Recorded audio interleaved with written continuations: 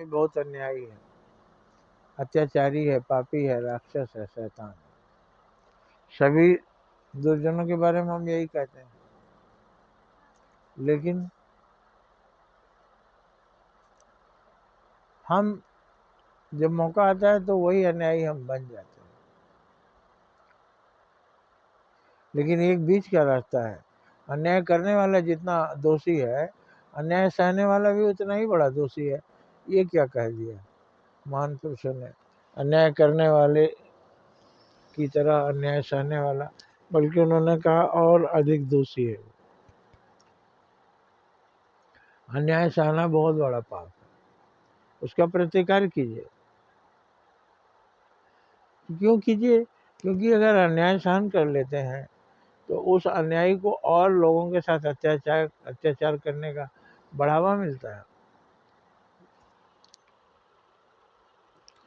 और वो बढ़ावा शायद इसलिए मिलता है कि तुम्हारा पाप बढ़े और तुम जल्दी सजा पाओ।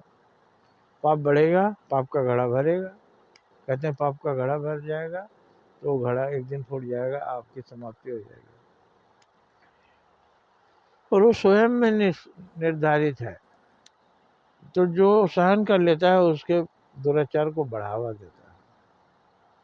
वो आगे करेगा क्योंकि समझता है इसमें बहुत मजा आता है और हम बहुत बहादुर हैं। जैसे एक लड़के ने पंडित जी का पुछट्टा खींचा, पुछट्टा खुल गया, जल्दी से पकड़ लिए वो, क्योंकि धोती तो लुंगी बन गया था। लेकिन उन्होंने देखा बहुत बदमाश है तो उसको एक लड्डू दिया, बेटा तुम बहुत अच्छा लड़का। फिर लड्डू पाया तो सोचा मैं बहुत अच्छा काम जानता हूँ, तो किसी मौलवी का लुंगी खींच दिया। वो नंगा होते होते बचा, लुंगी पकड़ के बांधा और बोला या खुदा, इस कमबख्त ने हमारा नमाज बर्बाद कर दिया।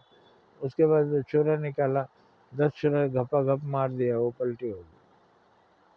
तो इसी तरह पाप को बढ़ावा नहीं देना चाहिए, क्योंकि वो पाप करने की प्रेरणा पाएगा और आगे जाकर महापाप करेगा और समाप्त हो जाएगा। इसलिए जितना अन्याय करना अपराध है, उतना ही अन्याय सहना भी। जय हिंद, जय भारत।